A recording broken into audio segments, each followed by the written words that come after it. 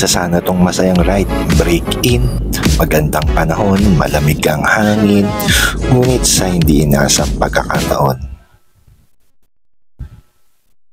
ay ganito ang nangyari. At nagsimula ang lahat ng pangyari dito. What's up mga herb? Good morning. For today's video, akyat tayo ng Kaibiyang Tunnel. And ito, medyo paakyat na tayo ng bundok. Nakuha natin ORCR. It's time to break in. Kung gaano kalakas to sa ahonan. Pero dito naman sa Kaibiyang Tunnel, hindi naman ganong katarik yung mga ibang daanan. Lipuan. Ito, bukan natin, paahon to.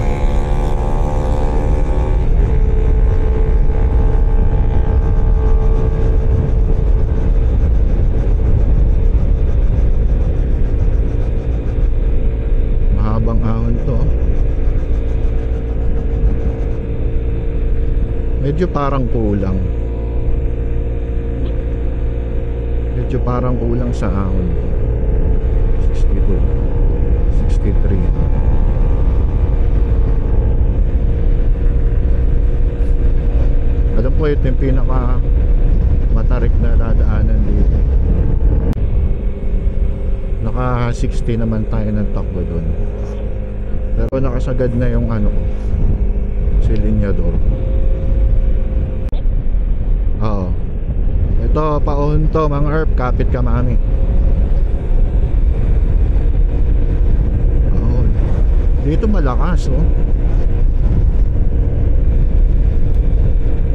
malakas paon dito. Kanina ewan kung bakit medyo parang bitin ako dun.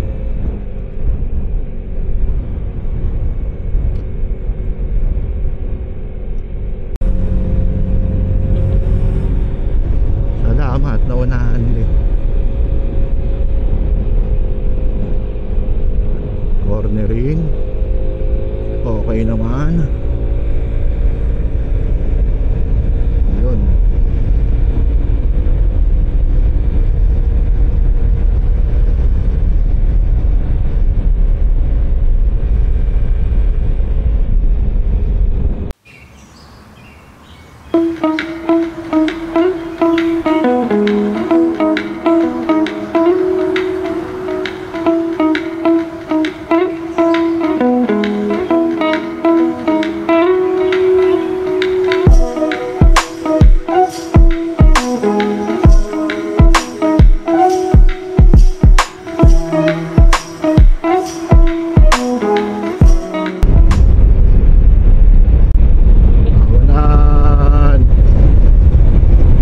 Hindi ito ganong katarik.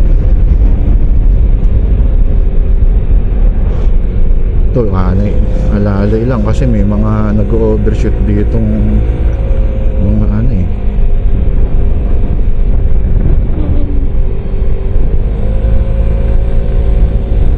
motor.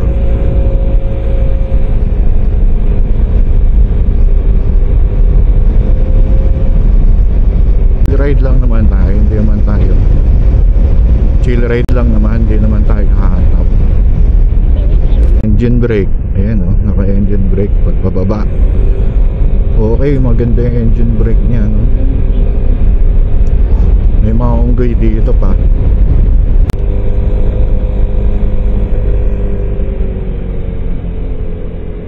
So far wala mang reklamo sa ako Ang ganda naman din ang takbo nito mga herb.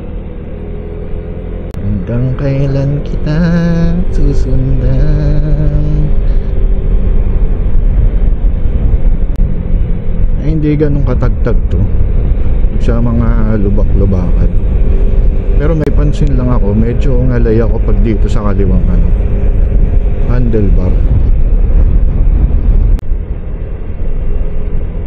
Sa cornering problema. Dito talaga ako nagtataka kahit anong bend ng katawang ko, anong liko ko ay lumiko para talagang hinahanda kami papunta doon Iba talaga yung gravity dito sa Kaibiyang Tunnel Kaya ingat palagi mga herb Sumbagal naman ang takbo namin. pinagtataka ko pa, yung main camera ko sa helmet biglang nag-stop recording bago kami bago kami sumemplang. Marami pa namang recording hours yun, tsaka full charge. Ayan meron pa akong 2 hours mahigit na recording time.